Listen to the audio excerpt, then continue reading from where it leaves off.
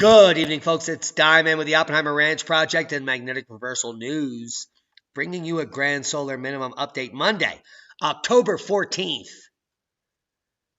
at midnight Mountain Time. Now, the GFS models are in, and they are a sin, showing heavy snow totals for early October. Based on the global warming models, this doesn't make any sense. We're going to learn about natural climate variability and climate cycles if you stick with us through the end, specifically bond cycles and the role in the sun in shaping climate. Plus, we'll talk about potatoes. It's harvest time. Keep calm. It's also boom time. Power returns to Northern California. Firefighters gain on wildfires in SoCal. And we'll show you how. Well, it is weather that is changing the environment in these regions, and they're quelching the fires. The lights were back on for more than 2 million Californians on Sunday after strong winds fueling wildfire concerns prompted the state's biggest power utility to darken hundreds of thousands of homes and businesses. Now, 24 hours ago, we reported on this, but it took a whole day for the mainstream to pick it up. But the fire threat has dwindled, and just a few lives were lost. And the power outage map failed to load geometry data. That's unfortunate. Let's load the geometry. And that's tonight's first boom, a geometric boom loading live. It may never load. There it is. Texas is the schmexis of the nexus with 11,113 out, and those providers can suck it.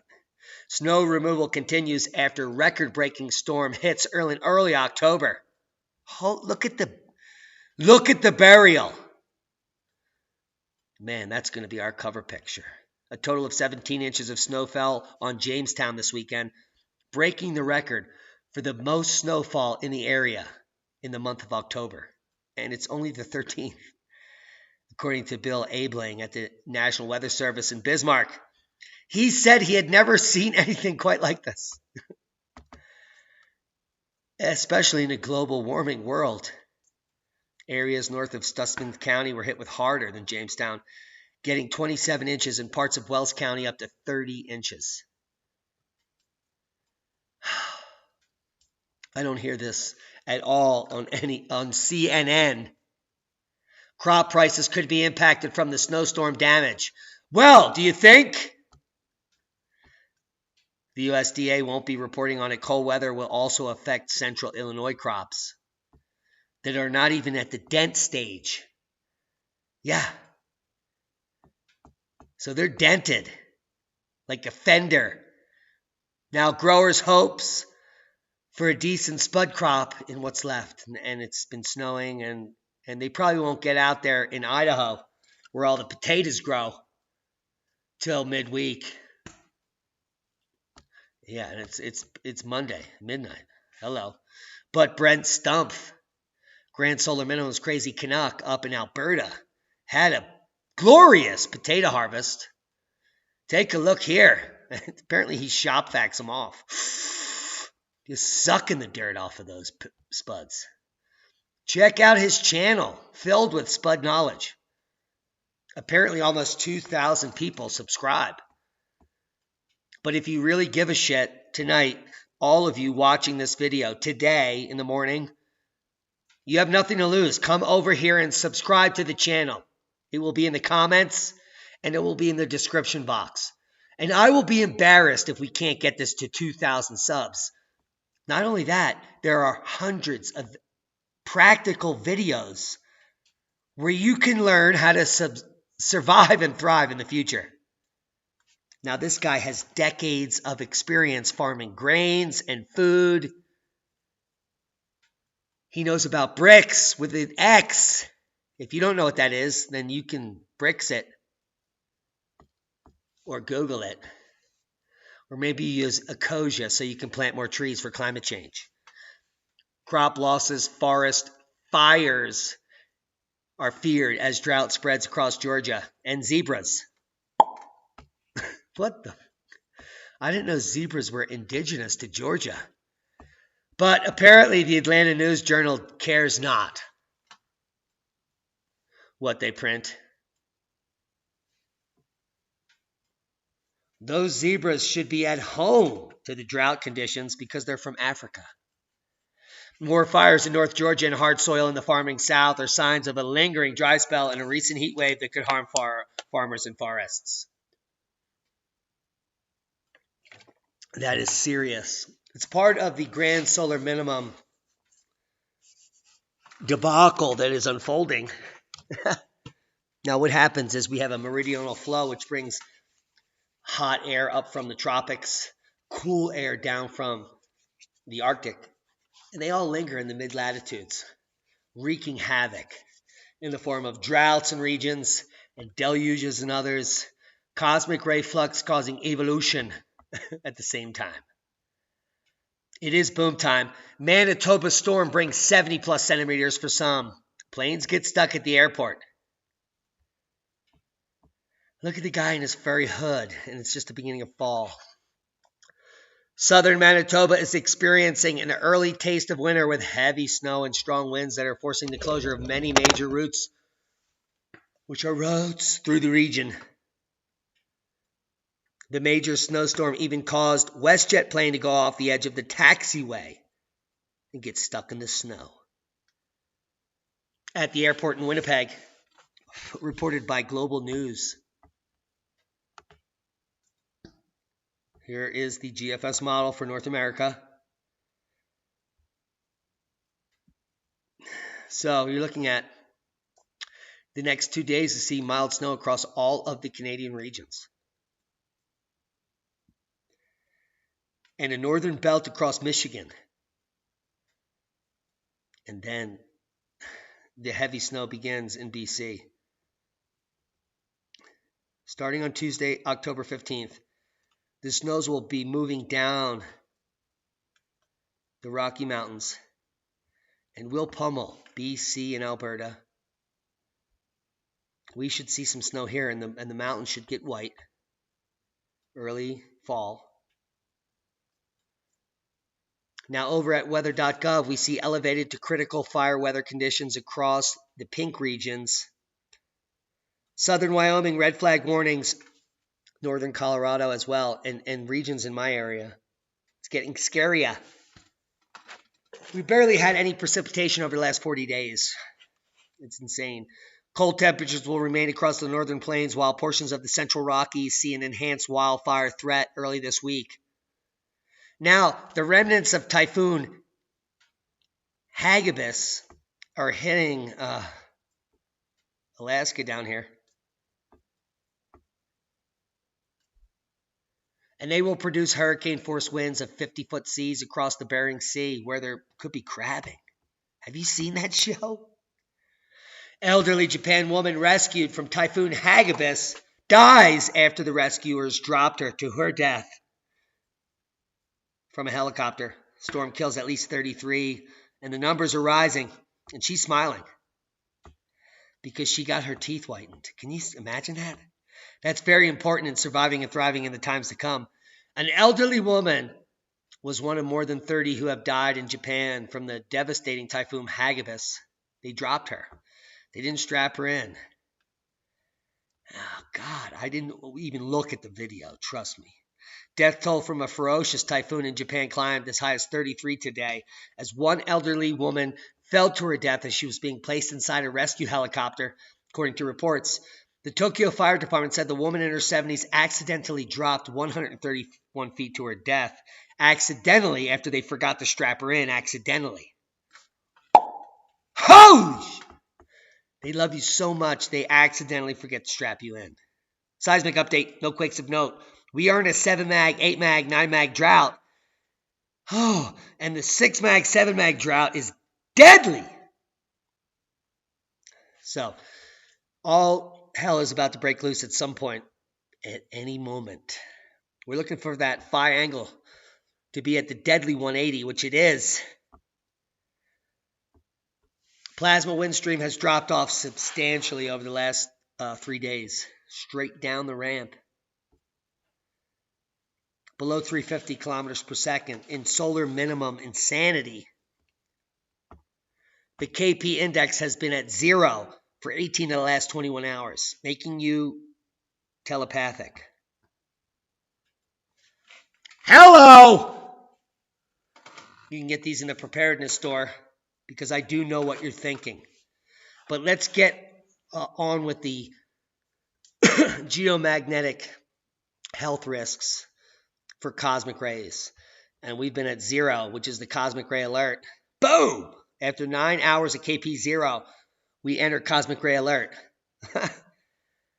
Now, acute myocardial infarction, cerebral stroke, terminal arrhythmia, anxiety, stress, emotional instability, cognitive diminution, including an uptick in traffic accidents and work injuries. Now, Brent Stumpf, the Grand Solar Minimum's crazy Canuck, he actually works in a mine up there in Alberta, and he has correlated accidents to KP0 as early as of last year. We also have suicide risk, mental disorder and flare-up, radiation risk, enhanced alert for those with ventricular dysfunction or ischemic cardiomyopathy. And for airline passengers flying north of 60 degrees, hello! It's like a dental x-ray the whole time. But you'll be fine, as long as you pay the bill. Now, the CIA studied the impacts of space storms on psychic powers years ago, and it's been released. Thanks to the ongoing work of many people like myself, and according to the Freedom of Information Act, this material has been released to the public.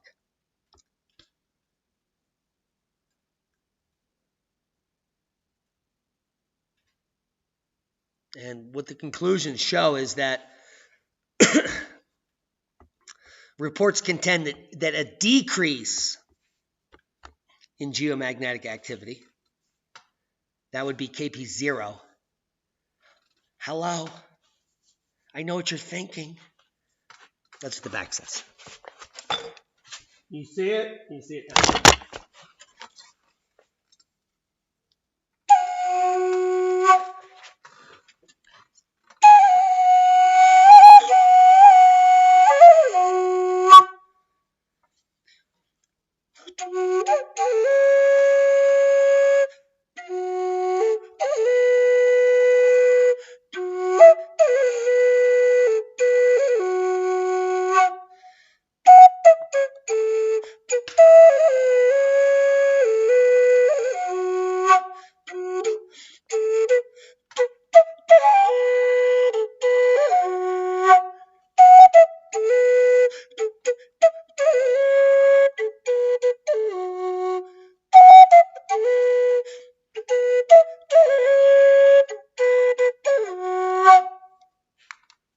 Holla.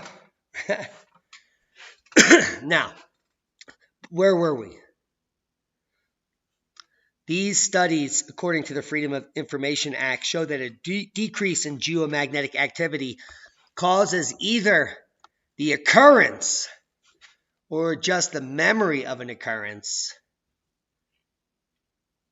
whatever that means, of increased telepathy about death and other crises. Isn't that not eye-opening? So, if you want to know more about the phenomena, check out the links. They're below. Worldwide Volcano News Update. Cop a Hugh, copped a few. Semeru, and others, including to Sabancaya at 25,000 feet emissions. Now, what we should see from this prolonged period of KP0 is an increase in siliceous-rich magma, cinder cone volcanoes exploding, including, yeah, you knew what I'm talking about, Shivalush. It's getting dark there, and there's no activity, blue sky above. Shivalush is right here, and we're seeing a live stream right there. Live cam. But we have Semeru coming back into the front here exploding to 13,000 feet, Sakurajima and others as well. But no other quakes of note, and we should see the major eruptive activity of anything substantial from this KP0 event. Yes, tomorrow. So tomorrow's update will include volcanoes erupting. Mark my words. Disasters unfolding in Syria as videos emerge of U.S. allies being slaughtered and hundreds of ISIS prisoners escaping. Here you see women crying over a dead man that blew up. Yes. Glad I don't live there. America-born Israeli woman, 26, sentenced to 7.5 years in Russia for 2/8 of weed in her luggage. And look at these schmucks smiling. Look at them. That's Biden and Biden. Half of them are hiding. Pyramid-sized asteroid hurtled past Earth 2 days ago. Did you hear about that? You did now. It missed us by 4 million miles. It's the size of a pyramid, which I will be buried in. Earth to the sky, the Hunter moon rises Sunday night. Holy shit, we missed the awesome footage. I'm going to find it. A full moon is a lunar phase where we see all of our natural satellites daytime. It occurs once roughly every month. Each month's full moon has a special name that tells us something about that particular time. These namings date back to Native American folklore. It was how tribes back then kept track of the seasons by giving a distinct name and meaning. For example, the harvest moon was given its name because farmers depended on the full moon to harvest crops. The full moon in June is known as the strawberry moon because strawberries were normally harvested at this month. The hunter's moon in October was given its name because it was at this time where tribes gathered meat for the long winter ahead. When there are two full moons in the same month, we call that a blue moon. It's very rare, hence the meaning of the phrase, once in a blue moon. For more videos just like please, if you don't know that, you just got here. Now, we're going to close tonight with some amazing footage from Tony Heller's YouTube channel. And this is one of his prize pieces, the knockout punch. And just these few minutes that we're going to show you are awesome. Now, Tony Heller had less than 25,000 subscribers a month ago. Yeah. Maybe 2 months ago. The guy is exploding. He's going to blow past our subscribers in just a few weeks. And he has only been publishing videos this year. It's that good. Tell your friends, tell your family, and let's get Tony on the channel. Videos, but I'm going to end this one with a few relevant quotes. There are lies, damn lies, and statistics. Mark Twain. It will be remembered as the greatest mass delusion in the history of the world that CO2, the life of plants, was considered for a time to be a deadly poison. Richard Lindzen, Professor Emeritus, Earth Sciences, MIT. It's very clear which graph was correct. The 1974 NCAR graph makes sense, but the current NASA temperature graph makes absolutely no sense at all. Sorry, Zeke, you can't rewrite history by throwing in huge amounts of low-quality data. In this 2009 ClimateGate email, we can see exactly what happened. Climate scientists colluded to make the 1940s warmth and subsequent cooling disappear. I show this email all the time because it's extremely important for people to understand the temperature record. Tom Wigley at NCAR to Phil Jones at the University of East Anglia and Ben Santer of Lawrence Livermore National Laboratories. If we could reduce the ocean blip by, say, 0.15 degrees Celsius, then this would be significant for the global mean, but we'd still have to explain the land blip. It would be good to remove at least part of the 1940s blip, but we're still left with why the blip. Climate scientists colluded to corrupt the temperature graph, and they succeeded. The current NASA temperature graph makes absolutely no sense. I'm going to leave you with one more Feynman quote. Reality must take precedence over public relations, for nature cannot be fooled. The broken NASA temperature graph is the cornerstone of the EPA's CO2 endangerment finding. And the CO2 endangerment finding is the legal basis climate alarmists are using to shut down the U.S. energy supply. It's very important for people to understand that the NASA temperature graph is based on propaganda, not science. We need to get the message out to our lawmakers and get the CO2 endangerment finding revisited and shut down. You heard it here first. Well, actually, you probably saw it at Tony's. But if you haven't, subscribe to Tony's channel and share this with like-minded people. And let's stick our foot up their ass. Visit Toto on the web at realclimatescience.com. He's been pulling back the curtain on junk science and propaganda for a long time. Yes, he has. Now, many of you people coming to the channel or alarmists are wondering the difference between weather and climate. It's simple. Weather are changes in the atmosphere on our planet at any given moment. So when we report on snow or we report on record cold temperatures or it's extremely hot in the southeast during October, that's weather. But when we report on record snows, all-time record snows being repeated year after year, that becomes climate. When we have early snows in the fall, late snows in the spring that are repeating, that's climate. So climate is simply any long-term trend in weather. Whether or not you believe it, those are the facts. We just gave them to you. Now let's talk about some climate cycles, because climate change has been happening since the Earth was formed. There is no such thing as a climate change denier. I've never met one. That was invented by global warming alarmists to defame us, people that believe in climate change. Global warming alarmists do not believe in climate change. They believe in man-made climate change. You see, actual climate change is scientifically proven, and it has nothing to do with man. One thing you should glean from this episode tonight is that there is no scientific data anywhere that supports the idea that man can change the climate. Now, there is proven data that shows that major cities, metropolitan areas can affect the weather locally, and through a period of time of growth in those cities, they affect the climate in those cities. It's a microclimate effect. It's called the land heat island effect, which occurs in these cities where temperatures rise because people are using air conditioners and there's cement and shit that accumulates heat. And they put these sensors in these cities to report on global warming.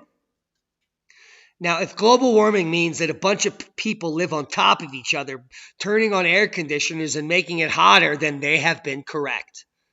Because scientifically, this has been proven.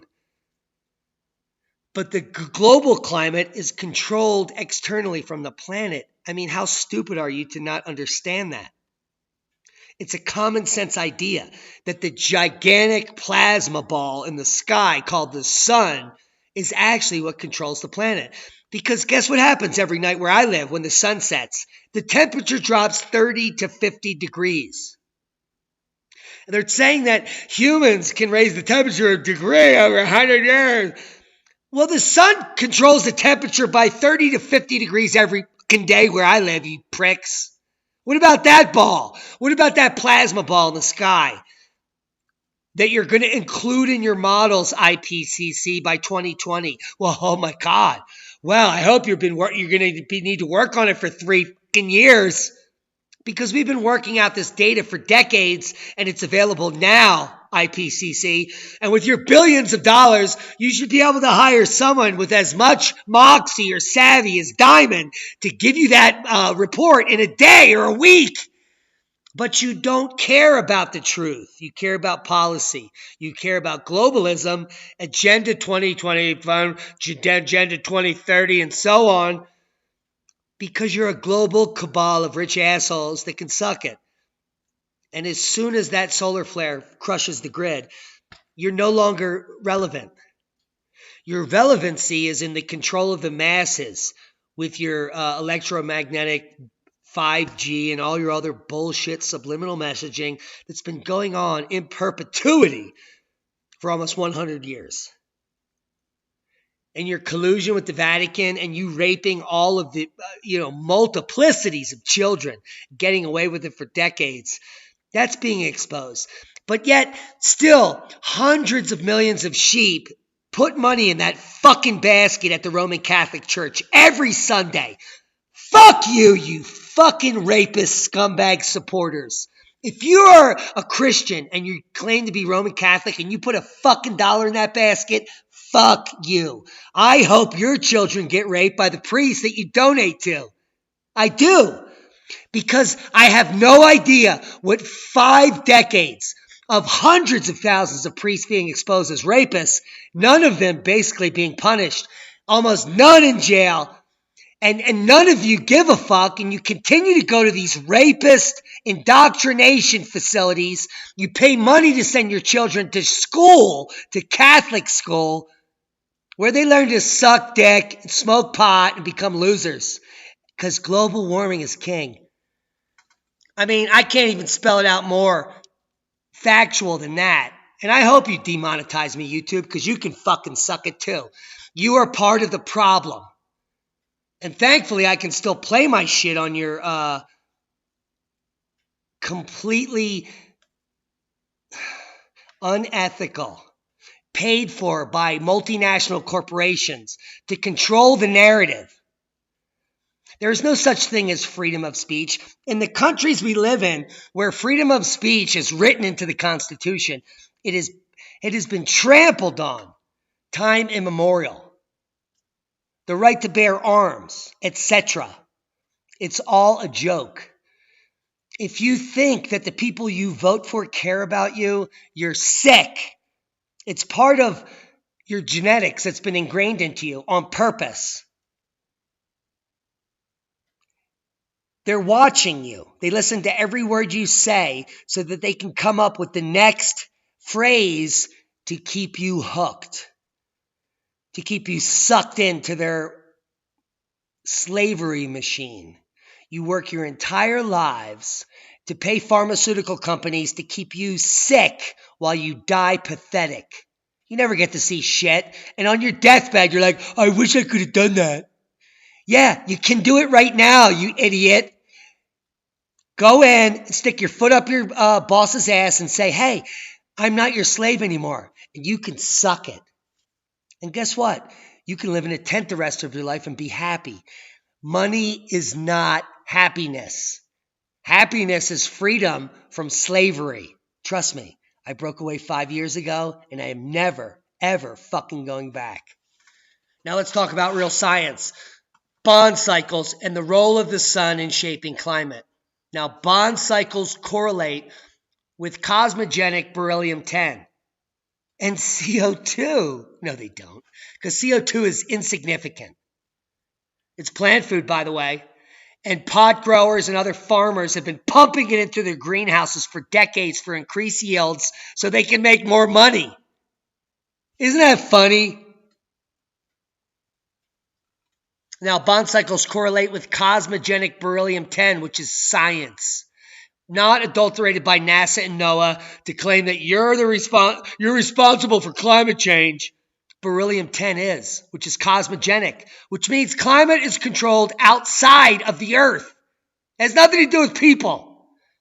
There has been hundreds of millions of people on the Earth for millions of years, and they continuously get eliminated like ants, burning in a fire time and time again. But the controllers do not want you to know the truth. I do. That's why I'm hiding in the woods. And I've opted out from that slavery model. With tens of thousands of papers published on climate science, it is possible to pick any 50 and come up with almost whatever narrative you want. That's how much bullshit is out there. And I love this article for pointing that out. Now, these bond cycles, which have been proven for decades, more and more information, and less people are allowed to study them because there's no funding, because it's not caused by you. Yeah, it's actually something that's been going on and on and on, not only for the last 12,000 years, but for the last 50,000 plus years, proven by the GISP-2 data, all the Antarctic data, on and on and on, that these beryllium-10 spikes occur instantaneously, change the weather, and freeze your ass off. And guess what? You're living on a bond cycle. See, these global warming red lines, here's global warming 1,500 years ago. Here's global warming 3,300 years ago, and global warming here and here and here and here and here. And man-made global warming has happened 1, 2, 3, 4, 5, 6, 7, 8, 9 times in the Pleistocene. But it has nothing to do with man.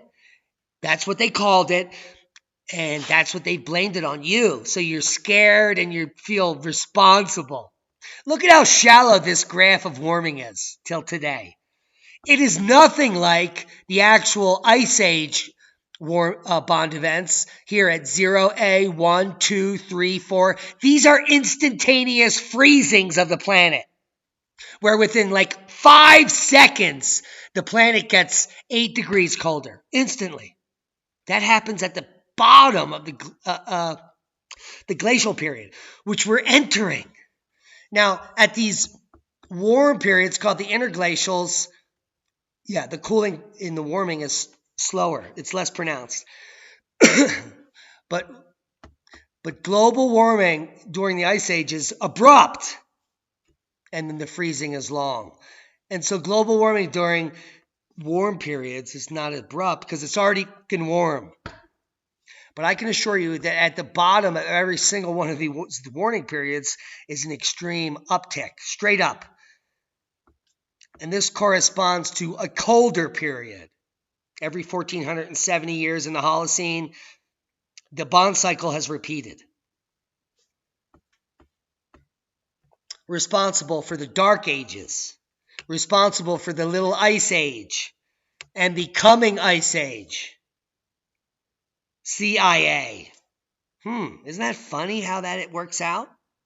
The coming Ice Age, CIA, after the LIA and the DA. Wow. Language is totally telling. Are you learning? We're putting it down like never before. We also added some amazing water filtration devices to our store. Al Gore's a bore and a liar, and he won the Nobel Peace Prize for lying to you. Can you fucking believe that? That's the world you live in. It's idiocracy, where fact is bullshit, because we told you. And you better believe it and be scared and pay your taxes. Or you can move into the middle of nowhere and for $80, drink creek water that's structured. I'm sick of it. If you want to know the science, stick with the winners. Do your own homework. Research the bond cycle. It has nothing to do with James Bond or bonding. Like at the dentist, where they fill your mouth with mercury to keep you stupid. Hello! I hope you got something out of the video. I'm pissed. And as we deepen into the grand solar minimum called the Eddy minimum, which started years ago when we started the channel.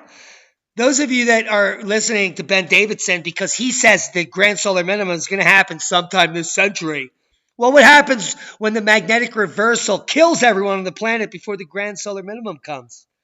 Grand solar minimums are only determined after the event based on the beginning of the cooling and the ending of the cooling.